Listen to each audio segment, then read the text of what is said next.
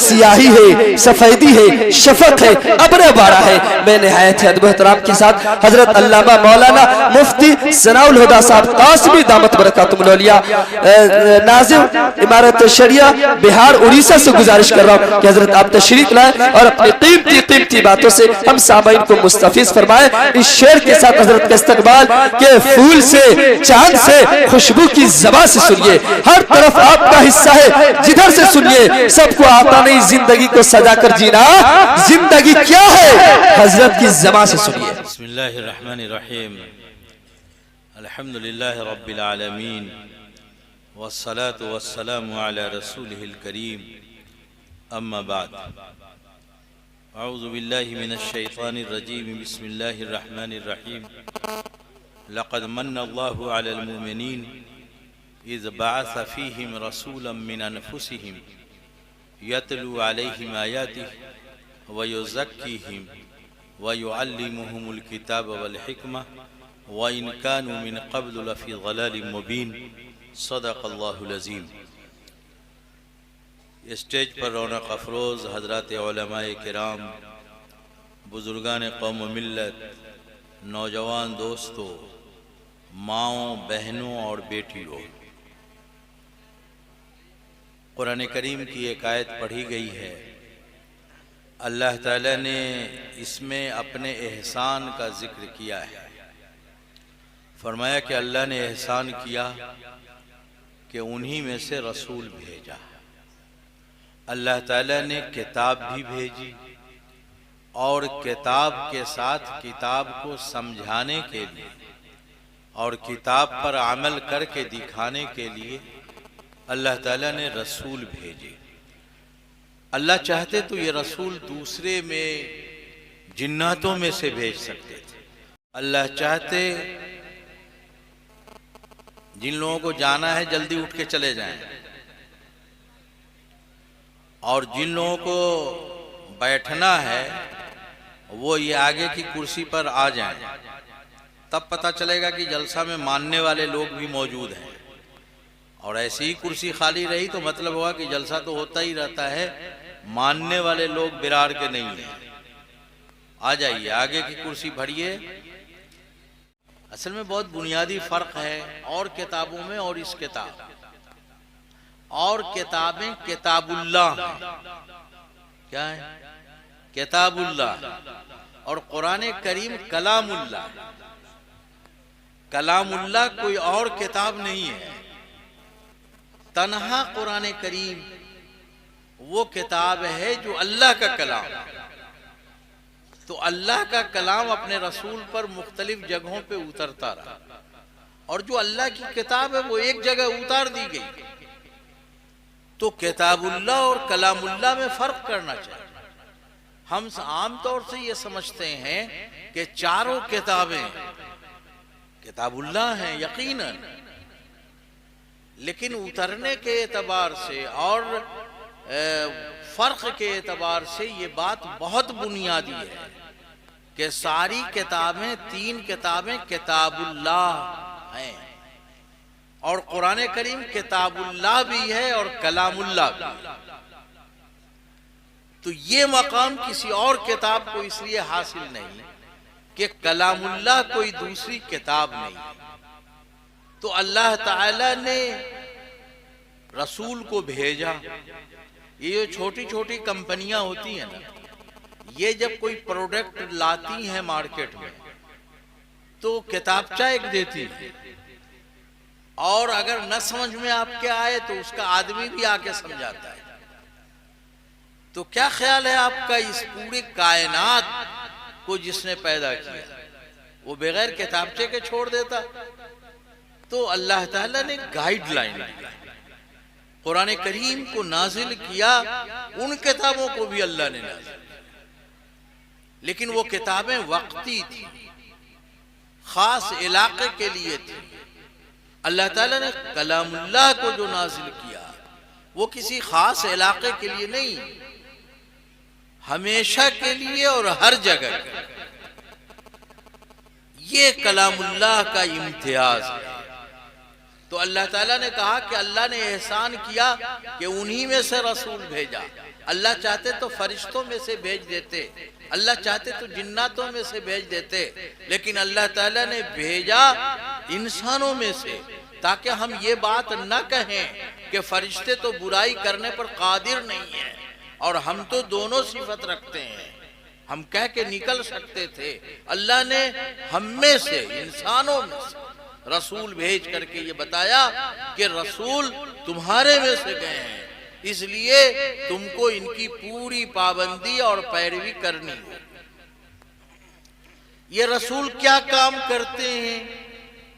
ये रसूल तिलावत किताब करते हैं। तिलावत किताब का मतलब ये है कि कुरान करीम की तिलावत करते हैं। ये उम्मत भी करती है, क्योंकि अल्लाह के रसूल पर एक काम ये दिया गया। अब ये तिलावत मर्दों को भी करना है, औरतों को भी करना है।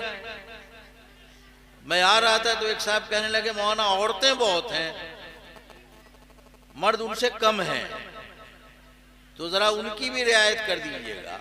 अल्लाह के बंदे, कुरान में ईमान के बारे में मर्द औरत में कोई तफरीक की गई क्या? नमाज पढ़ने के बारे में मर्द औरत में कोई तफरीक कहीं है? ज़कात देने के बारे में मर्द औरत में कोई तफरीक किया है? नहीं किया है। तो ईमान भी मर्द औरत पर लाजिम, और नमाज भी मर्दों औरतों पर लाजिम, और ज़कात भी मर्द औरत पे लाजिम, और इस्तिताअत है तो हज भी लाजिम। तो मर्द औरत की तफरीक का मामला नहीं है। जो बातें कुरान करीम की तिलावत की हैं, ये मर्दों को भी करनी है और ये औरतों को भी करनी है। लेकिन तिलावत कैसे करनी है? वरत्तिल कुरान तरतीला, कुरान करीम को तरतील के साथ पढ़ा जाए। मर्द पढ़े तो भी सही पढ़े, औरत पढ़े तो भी सही पढ़े, जवान पढ़े तो भी सही पढ़े, बच्चा पढ़े तो भी सही पढ़े। कुरान करीम को सेहत के साथ पढ़ना जरूरियाते दीन में से। ये मदारिस इस्लामिया यही काम कर। कुरान करीम सेहत के साथ कैसे पढ़ा? हमारे यहाँ मदरसे के बच्चों को छोड़ दीजिए, उलमा को छोड़ दीजिए, तो आवाम का तबका जो कुरान करीम की तिलावत करता है वो अजीबो गरीब करता है। अल्लाह ताला ने सूरह फातिहा में अल्हम्दुलिल्लाह रब्बिल आलमीन उतारा। अब अलहम्द हा के साथ, हाय हुत्ती है, देहात में कहते हैं बड़की है, और आयन से है आलमी। लेकिन कितने लोग हैं जो आयन निकालते हैं, कितने लोग हैं जो हा निकालते हैं? नहीं निकालते। अल्हम्दुलिल्लाह रब्बिल आलमीन को हमारी माएँ बहनें भी, और बेटियां भी, और दादा भी, और चचा भी, सब पढ़ते हैं अल्हम्दुलिल्लाह रब्बिल आलमीन। आपको लगता है कि दोनों तो वही पढ़ रहा है, दोनों वही नहीं पढ़ रहा है। अल्हम्दुलिल्लाह रब्बिल आलमीन जो पढ़ रहा है उसका तर्जमा है तमाम तारीफ उस अल्लाह के लिए जो तमाम जहान का पालनहार है। और ये जो छुटकी है से पढ़ रहा है, और ये जो हमजा से पढ़ रहा है, और ये जो लाम को कहीं जेर दे रहा है, अल्हम्दुलिल्लाह रब्बिल आलमीन पढ़ रहा है। इसका तर्जमा ये है कि फटे पुराने कपड़े उस अल्लाह के लिए जो तकलीफ देने वालों का रब है। ये सूरह फातिहा की आयत नहीं है।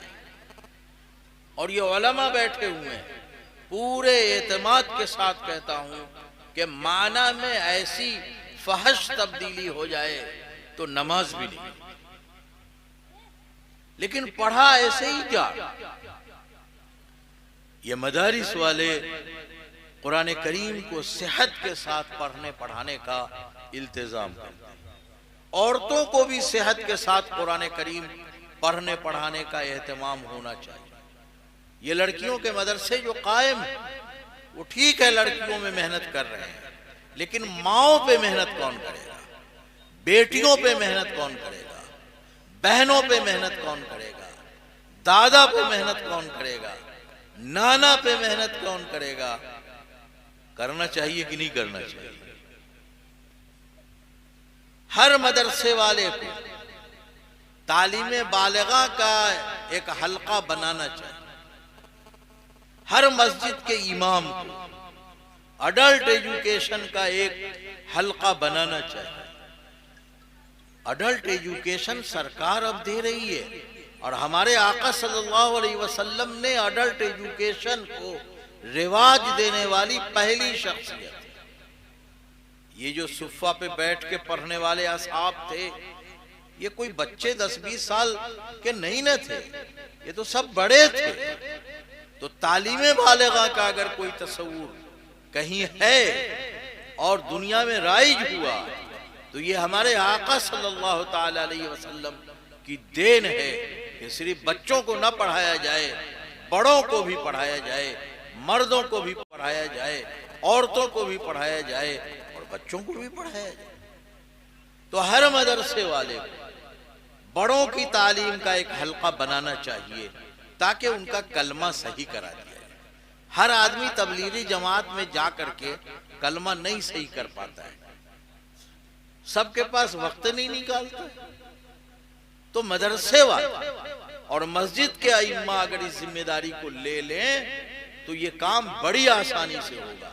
किसी मौके से बड़ों के लिए कुरान करीम के सेहत का हल्का लगा, औरतों के लिए इंतजाम करें ताकि उनका कुरान सही हो जाए। तो सूरह फातिहा की एक आयत मैंने बताई आपको कि माने की कैसी तब्दीली हो रही। एक और आयत इसी सूरह फातिहा में है, गैरिल मग़ज़ूबि अलैहिम वलद्दाल्लीन। अब ज़ाद तो किसी से निकलता नहीं है, ये मदरसा वाला जो है उसको छोड़ दीजिए, उलमा को छोड़ दीजिए, ज़ाद नहीं निकलता तो वो दाल से पढ़ता है वलद्दाल्लीन। और कहीं कहीं तो झगड़ा करता है कि दाले से पढ़ा जाएगा। कहीं कहीं झगड़ा करता है दाले से पढ़ा जाएगा। अल्लाह को नहीं मालूम था कि ज़ात से उसने उतारा, अल्लाह को मालूम था तो दाल ही से उतार देते, लेकिन अल्लाह ने ज़ात से उतारा, दाल से नहीं उतारा। हमारी ना माँ ज़ात निकाल पाती है, ना हमारा भाई, ना बेटा, ना दादा, ना नाना, सबका हाल वैसे ही है। वो दाल से पढ़ते, ज़ात नहीं निकालते। जानते हैं कितनी खतरनाक बात है ये। गैरिल मग़ज़ूबि अलैहिम वलद्दाल्लीन का मतलब ये है कि अल्लाह मेरा हश्र उनके साथ मत कीजियो जिन पर तेरा गजब नाजिल हुआ और जो गुमराह हुए। आप सबको मालूम है, सब कुरान में लिखा हुआ है। लेकिन जब आप दाल से पढ़ते, ज़ाद नहीं निकालते, वलद्दाल्लीन कहते हैं, तो इसका तर्जमा होता है कि अल्लाह हमारा हश्र उनके साथ मत कीजियो जो रास्ता दिखाने वाले लोग। किनके साथ मत कीजिए? जो रास्ता दिखाने वाले लोग। ये रास्ता दिखाने वाले उलमा हैं, सुलहा हैं, सूफिया हैं, बुजुर्गान दीन हैं, अल्लामा इनायतुल्लाह साहब जैसे लोग हैं। ये लोग रास्ता दिखाने वाले। तो हर नमाज में क्या कहते हैं आप? दाल से पढ़ के अल्लाह हमारा हश्र इनके साथ मत कीजिए। तो किनके साथ कीजिए? चोरों के साथ, उचक्कों के साथ, लफंगों के साथ, बदमाशों के साथ, जानियों के साथ, किसके साथ आप हश्र करवाना चाहते हैं? हर नमाज में आप कहते हैं कि इनके साथ उलमा सुलहा रास्ता दिखाने वालों के साथ मेरा हश्र अल्लाह मत कीजिए। तो आपका हश्र, हमारा हश्र किधर जाएगा? सब गुंडे लफंगों के साथ जाएगा। अब लोग कहते हैं कि मुफ्ती साहब नमाज तो बुरे और फहश कामों से रोकती है। कुरान ने कहा इन्ना सलात तनहा अनिल फहशाई वल मुनकर, नमाज बुरे और फहश कामों से रोकती है। हाजी साहब हज करके भी आए, नमाज भी पढ़ते हैं और दूसरों की आड़ भी छांटते रहते हैं, दूसरों को में झगड़ा लगाते रहते हैं, मुकद्दमात लड़ रहे हैं। तो कैसी नमाज इनकी है? अल्लाह के बंदे, नमाज में तो दुआ ही वो कर रहा है कि नेकों के साथ नहीं, उनके साथ मेरा हश्र कीजिए। तो हो रहा है। तो मैंने ये 2 आयतें पढ़ के आपको बताएं कि सेहत के साथ कुरान करीम का पढ़ना कितना बड़ा काम, और इसके लिए मेहनत मदारिस वाले करते हैं। वो लोग करते हैं जिनको आप समाज में हैसियत मजबूत देने को तैयार हैं। वो लोग करते हैं जो पूरे तौर पर अपनी जिंदगी को वक्फ कर देते हैं इस काम के लिए। वो मालो दौलत की तरफ नहीं देखते, वो दुनियावी जाहो मनसब की तरफ नहीं देखते, वो सिर्फ ये देखते हैं कि हमारे जिम्मे कुरान करीम की सेहत का काम है और तिलावत किताब अल्लाह के रसूल सल्लल्लाहु अलैहि वसल्लम की जिम्मेदारी। तिलावत किताब के साथ दूसरा काम ये करना है कि तज़किया होना चाहिए।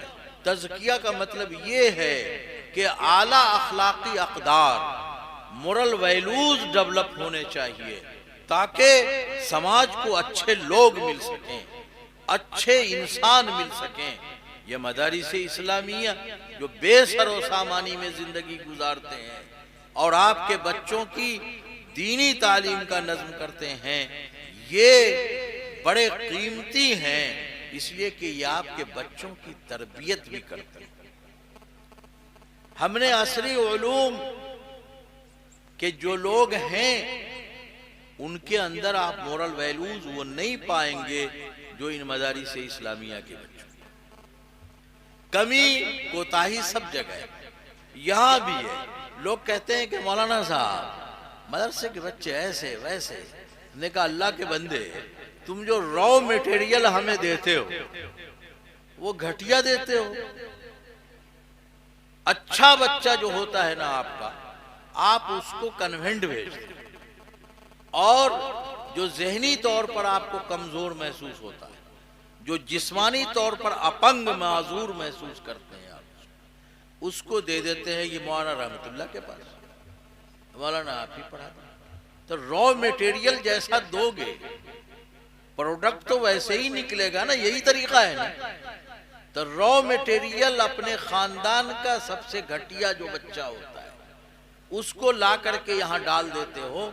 ये तो उलमाए किराम और यहाँ के असातिज़ा की मेहनत है कि ठोक बजा करके उस घटिया माल को समाज को अच्छा बना करके सप्लाई करते हैं।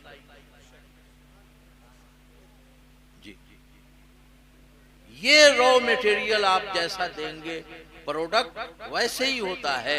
लेकिन हमारे असातिज़ा, हमारे उलमा ये इतनी मेहनत करते हैं उनके ऊपर कि वो काम का बन जाता है। और ऐसा काम का बनता है कि आप इस पूरे इलाके में सर्वे कर लीजिएगा तो असली तालीम का पढ़ा हुआ बच्चा आपका बेरोजगार होगा, लेकिन मदरसे का पढ़ा हुआ बच्चा बेरोजगार नहीं होता। यह ठीक है कि आप उसकी तनख्वाह 50,000 नहीं देते,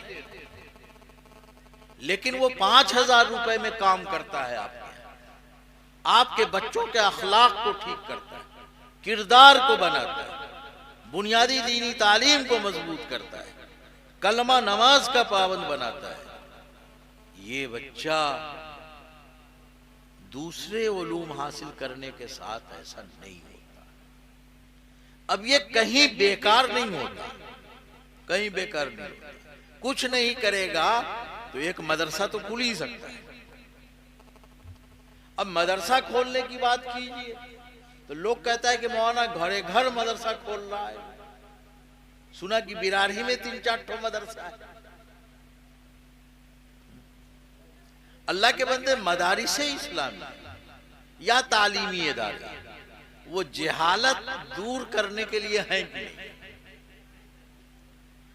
जहालत के जनाजे को उठाने के लिए अगर किसी गांव में 4 मदरसा हो गया तो गलत क्या है? सबको सही से चलना चाहिए, बस इतनी सी बात। भाई कोई जनाजा पड़ा हुआ हो और 2 ही आदमी हो, 2 आदमी और आ जाएगा तो खुशी होगी ना कि अरे हमने 2 ठो को लेके जाना पड़ता, अब 4 हो गए। तो ये खुशी होनी चाहिए कि 2 के बजाय 4 हो गए। अब जहालत का जनाजा हम आसानी से उठा देंगे। काम सलीके से होना चाहिए। अब लोग कहते हैं मौलाना साहब ये इतनी सी जमीन है, इस मदरसे को तो बहुत जमीन है माशाअल्लाह, इतनी सी जमीन है, एक कमरा में मदरसा खोल दिया तो क्या गुनाह कर दिया? अरे सारे तालीमी इदारों का नॉर्म्स है ना। मेडिकल कॉलेज में इतनी जमीन, इंजीनियरिंग में इतनी जमीन, हाई स्कूल में इतनी जमीन, सबका नॉर्म्स है। मदरसे का नॉर्म्स क्या है? मदरसे का नॉर्म्स मस्जिद नबवी का वो चबूतरा है जिस पर आका सल्लल्लाहु ताला अलैहि वसल्लम सहाबे किराम को पढ़ाते थे। उससे कीमती मदरसा कोई नहीं और उससे कीमती मुअल्लिम कोई नहीं।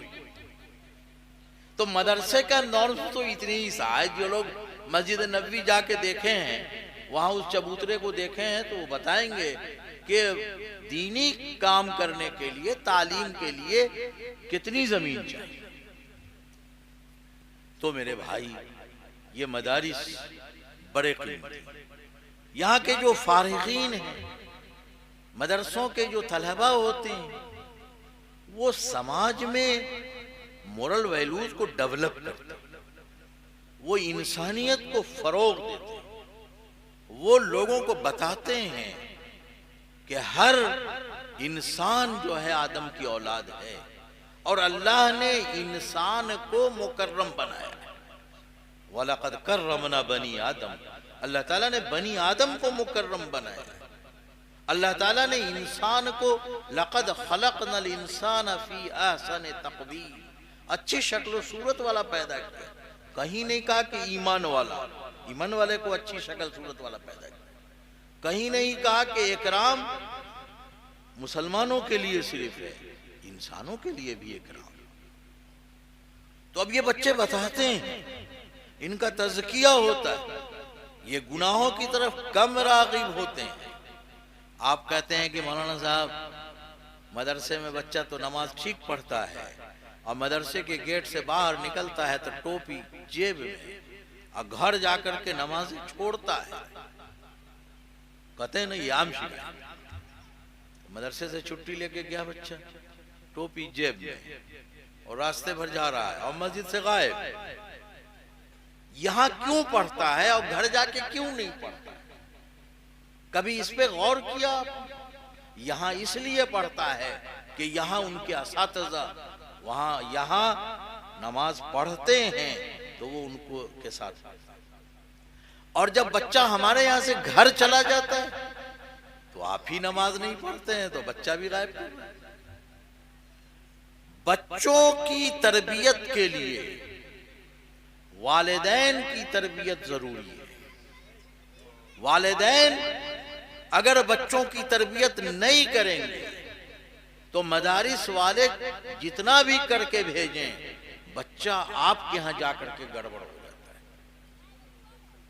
हम कहते हैं मगरिब बाद पढ़ो, आप घर गया तो आपने कहा पढ़ो, लेकिन आप खुद टीवी पे बैठे हुए हैं तो आपको लगता है कि बच्चा जो है पढ़ेगा? हो सकता है आपके डंडे के जोर से वो बेचारा किताब लेके झूलता रहे, पढ़ेगा नहीं, इसलिए कि आप टीवी पे लगे, माएँ टीवी पर लगी, बहनें टीवी पर लगी हुई हैं। तो तज़किया मदरसे वाले करते हैं, ये बच्चे वहां जाकर के गड़बड़ा जाते हैं। गांव में गए, बाप को देखा कि झूठ बोलता है तो सीख जाता है झूठ। बाप को देखा कि गालियां बक रहा है, माँ को देखा कि सास से अपने लड़ रही है तो ज़हन उसका लड़ाकू बन गया।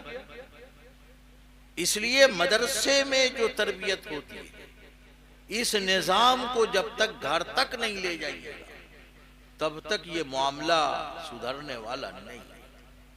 यहां भी तरबियत हो, घर का निजाम भी तरबियत वाला हो तो यकीनी तौर पर बच्चे की तरबियत अच्छी होगी। अब हम सारा करते हैं और घर जाकर के हफ्ते भर में भूल जाता है वो। अभी रमजान की छुट्टी होगी, 1-1.5 महीना आपके साथ बच्चा रहेगा, अगर आपने उसकी तरबियत पर तवज्जो नहीं दिया तो फिर अगले साल जब बच्चा आएगा तो वैसे ही बन करके आएगा जैसा पहले आया। और एक बात याद रखिए, नमाज जनाजा पढ़ने के लिए आदमी आपको चाहिए। कान में बच्चा पैदा हो तो अजान के कलेमात कहने के लिए आदमी चाहिए। शादी हो तो निकाह पढ़ाने के लिए आदमी चाहिए। ये आदमी कब तक आप मौलवियों से लेते रहिएगा? बौरो कब तक चलेगा? अपने घर में तो ऐसे लोग पैदा कीजिए। ये शब बारात का महीना है, हर मदरसे वाले बच्चों को कुरान में भेज रहे हैं पढ़ने, और घर वाला सोचता है कि चलो ये लड़का सब मदरसे का आ गया है तो ठेल ठाल के जन्नत में मेरे बाबा जान को तो भेजा ही देगा। अब एक खत्म के लिए गया तो दूसरा खत्म पढ़वा रहा है, दूसरा खत्म हो गया तो तीसरा पढ़वा रहा है। एक साहब कहने लगे मौलाना 5 खत्म हुआ है सुबह से। कहा हम भी मदरसे ही वाले हैं, अब गए हैं हमारे शरिया। पहला खत्म बच्चा ठीक से पढ़ता है और दूसरे खत्म का कह दिया तो 70 गिन देता है, और तीसरा खत्म अगर आपने कह दिया तो वरक गिन देगा।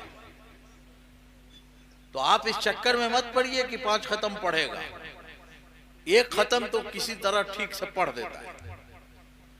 अब आपका खाना नहीं तैयार हुआ शब बारात वाला, तब कहते हैं दूसरा पढ़ दो, तीसरा पढ़ दो, चौथा पढ़ दो। अरे ठीका लिया है, सारा माल तो ले लिया आपने, और ठेल ठाल के जन्नत में भेजवाने के लिए मदरसे के बच्चे रह गए।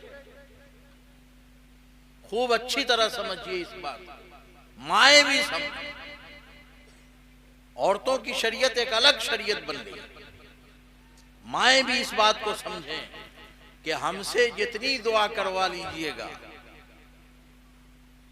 वो इतना मुफीद नहीं होगा जितना आप अपने बाप के लिए दुआ कीजिए। क्यों? इसलिए कि माल तो लिया है आपने, परवरिश किया बाप ने आपकी, सारी सहूलतें पहुंचाई, तो जब आप दुआ के लिए हाथ उठाइएगा तो बाप की सारी शफकत आपको याद आएगी, सारी मेहनत याद आएगी, सारी तवज्जो याद आएगी। हमें तो कुछ नहीं याद आएगा, हमें तो सिर्फ ये कि मदरसा चलाना है तो बच्चे कुरान खानी कर रहे हैं, चलो दुआ करो। इसलिए घर में अपने पढ़ने को रिवाज, और सूरत हाल ये हो गई है कि मदरसे के बच्चे को बुला के पढ़वाते हैं और घर वाला लेफ्ट राइट करता रहता है, वो बैठता ही नहीं है पढ़ने, वो बैठता नहीं है, वो फैशन समझता है लेफ्ट राइट। और बात जगहों पे तो ये भी देखा कि उसी घर में उसके दूसरे मेहमान आए तो उसने उसको खस्सी का गोश्त खिलाया।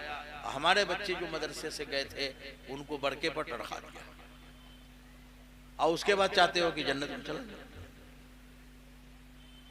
तो मेरा कहना यह है, वो हमारा हाथ का मैल मदरसों को दे देते हैं ज़कात की शक्ल में, लेकिन अपना कीमती बच्चा नहीं देते, मदरसे नहीं देते, मैल दे देते, बच्चे को नहीं देते। पूछिए कि भाई काहे नहीं देते, तो कहेगा कि मौलाना साहब खाएगा क्या, खाएगा क्या। और चौक पर बैठ करके तबसरा करेगा कि मौलवी लोग बहुत खाता है। चौक पर बैठ के तबसरा करेगा मौलवी लोग बहुत खाता है, और उनको कहिए कि अपना बच्चा दो तो कहेगा कि क्या खाएगा। अरे जो मौलवी सब बहुत खाता है वही तेरा बच्चा खाएगा, तुम्हारे जनाजे को पढ़ाएगा, तुम्हें मरते वक्त कलमे की तलकीन करेगा, यासीन शरीफ की तिलावत करेगा, गुस्ल करने के लिए देने के लिए मौलवी का मोहताज नहीं होगा, जनाजा पढ़ाने के लिए मौलवी का मोहताज नहीं होगा। ये फायदा होगा अगर आपके बच्चे मदरसे में आ जाते। तो कहेगा कि साहब खाएगा क्या। अरे खाने की जिम्मेदारी तो अल्लाह ने ले रखी, मौलवी सबको तो दुनिया 4-5 हजार में टरखाते हैं आप लोग, लेकिन आपसे अच्छा खाता है कि नहीं, ईमानदारी से आपसे अच्छा कपड़ा पहनता है कि नहीं पहनता है। पैसा तो आप 4-5 हजार दे रहे हैं, कहां से पहनता है। ये देखिए हजरत मौलाना अल्लामा इनायतुल्लाह साहब चोरी करके लाएगा, ये हमारे सब तबरेज भाई हैं, देखिए क्या शानदार है। ये भी मौलाना ही है, हाँ बुनियादी तौर पर मौलाना है, अब सहाफ़ी वगैरह हो गए हैं और मिल्लत टाइम्स वगैरह इनका है। लेकिन क्या इन लोगों ने कोई जेब काटी है किसी की? पैसा तो आपने वही दिया था। और उसके बाद गांव में तबसरा भी होता है, ये मौलाना साहब को तो 5,000 मिला है, अगर किरीचे ना टूटा ही कपड़ा का। होता है तबसरा कि नहीं होता है? खूब अच्छी तरह समझ लीजिए, ये जो छोटे छोटे सेठ होते हैं ना, जिनकी हैसियत अल्लाह के नजदीक मक्खी मच्छर के पर के बराबर नहीं, एकदम। उनका जो बॉडीगार्ड होता है तो उसको मेंटेनेंस मिलता है ना, कपड़े के किरीच ना टूटे तेरा, मिलता है कि नहीं मिलता? खाना मिलता है कि नहीं मिलता? इलाज के लिए पैसे देता है कि नहीं देता है? क्या हुआ, नहीं जा रही? अरे बहुत सी बात नहीं जाने की नहीं होती है।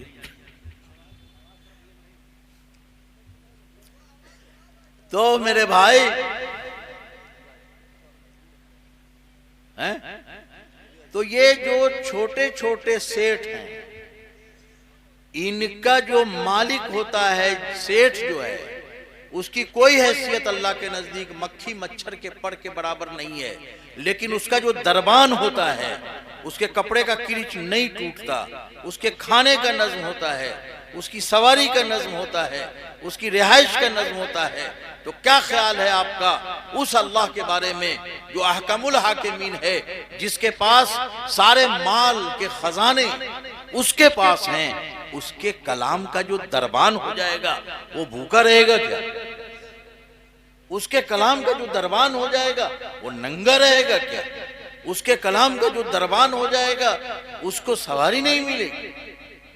मेरे भाई, इन छोटे छोटे सेठों से अल्लाह ज्यादा इंतहाई गयूर है, वो अपने दरबान को भूखा नहीं रहने देगा, वो अपने दरबान को नंगा नहीं रहने देगा। आप मौलवियों को पीछे में जितनी गाली दें, लेकिन जब कोई मौलवी आपके दरवाजे पे पहुंच जाता है तो आपकी बीवी कहती है कि ट्रंक में जो नयकी वाली चादर रखी हुई है वो ले जाके बिछाइए, हजरत जी आ गए। कहती है कि नहीं कहती? वो अपने भाई के लिए भी वो चादर नहीं निकालती जो बक्से से निकाल करके ले जाके देती है। कोई मौलवी कहा कि हमको अच्छा जो है बिस्तर दो? कभी हुआ ऐसा? नहीं कहा। अल्लाह आपके ज़हन में डालते हैं कि मेरे कलाम का दरबान तेरे दरवाजे पे आ गया, अब तेरी जिम्मेदारी है कि तू उसका इकराम कर, एहतराम कर, जो तुमसे हो सकता है सब।